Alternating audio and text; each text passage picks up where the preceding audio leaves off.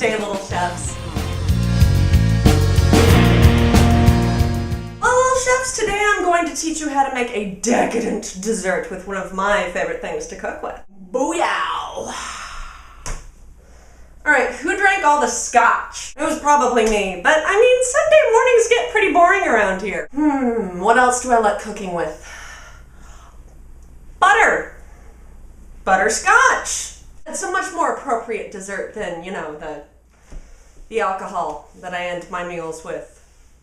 It's so lovely! Butterscotch pudding is surprisingly easy to make, and since it has so few ingredients, again, it goes back to quality.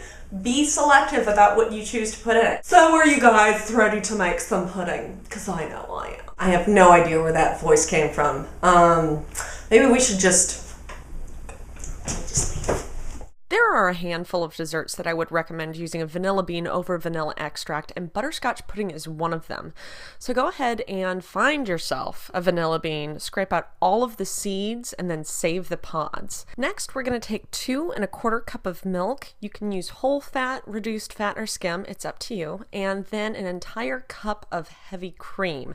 This I wouldn't skip on. Go ahead and place that into a very large pot, add your vanilla, and then just barely bring to a simmer. You want to make sure that you really don't burn the milk. Next up, take 6 tablespoons of unsalted butter and melt that over medium-low in a large skillet. To that, go ahead and add 1 1/4 cup of lightly packed brown sugar, and then just go ahead and stir that to coat. While that's caramelizing, we're going to separate 6 egg yolks into a medium bowl. The trick that I like to use is I like to use my hands. Make sure you wash them beforehand. The flu is going around. Once you get the egg yolk separated out, go ahead and add a large pinch of salt and then beat them until light and sticky, about a minute or 2. By this point, our brown sugar should be caramelized. You'll know because it'll give off this really fragrant, nutty smell. And as you can see, once you flip it over, there's this really light texture to it. At this point, kill the heat for the milk and add the brown sugar butter mixture.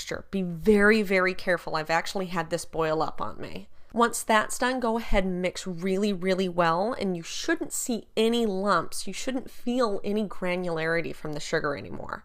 Now what we're going to do is we're actually going to temper this hot liquid with our egg yolks, and what that means is just get kind of a small spoon and then just start adding it into the eggs in droplets.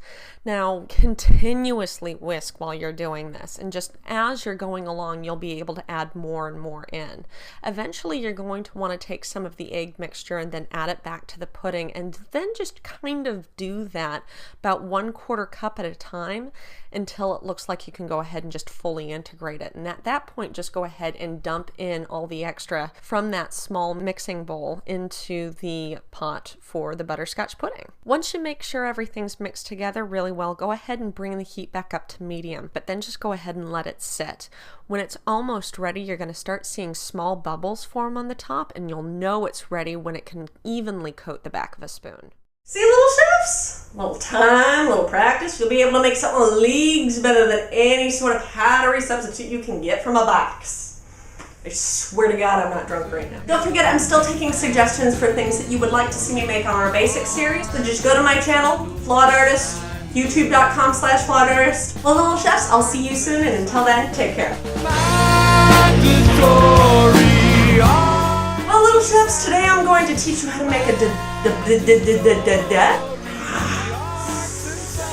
Go,